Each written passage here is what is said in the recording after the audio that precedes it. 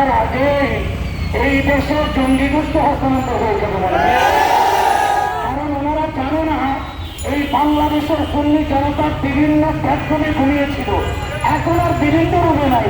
আল্লামা নুরি, আল্লামা জুবাইর, আল্লামা নকির, আল্লামা সাবি, তারা সবাই এখন এক রুমে এটা যদি তাদের জানতে এবং চিন্তা দূর হয়, অন্তকে সুধানগুলো যখন কি হতো না, সুন্নিরা আন্দোলন বাঁকা করবে তবে, কারণ আমরা কারো গায়ে আঘাত করতে রাজি নাই। যদি পিঠটা দেয়ালে থেকে যায় তখন আমরা চুপচাপ বসে থাকবো না। যদি একবার আমাকে হুঙ্কার দেয় এই দেশে পা ফেলে কোন সরকার এক সেকেন্ড থাকতে না। সুন্নির একটা প্রাথমিক আন্দোলন দেখাচ্ছে, শুধুমাত্র আল্লামা তাহেরের বিরুদ্ধে মামলা করুন। আমাদেরকে ফেসবুকে বিভিন্ন মামলার হুমকি ধমকি দেয়, কোনো যাবেন না। ইমাম রাব্বানী মুজাদ্দিদুল হুসাইনি ভিন্ন মামলা আসামি হয়ে জেলে ছিল, ওনার বিরুদ্ধে যারা ছিল মাওলানা আবু ফজলের লোক বাংলাদেশে এখনো আছে। ইমাম রাব্বানী উত্তরসূরিরা সেটা জানেও।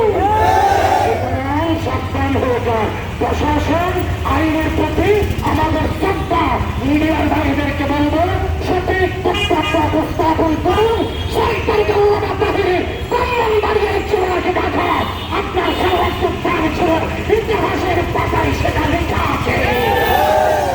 মিথ্যে মামলা যারা দিয়েছে তারা সাধারণ কোনো পাবলিক না, তারা আওয়ামী মিথ্যে কথা বললে আপনার কোথায় যাবেন চিন্তা করুন। আমাদের মধ্যে উপস্থিত হয়েছে জনাব এম সুলাইমান গরীব। আগে সুন্নিরা পরিকল্পনায় যদি কষ্ট পাইত, ভয় পাইত, আসতে চাইত না, রাস্তায় বের হতো না। কিন্তু যখন আল্লামা রহিমউদ্দিন রহমতুল্লাহ আলাইহি শহীদ হয়েছিল, ওই শহীদে সর্বস্তর সুন্নিরা রাস্তায় ছিল কিনা, তাদের মধ্যে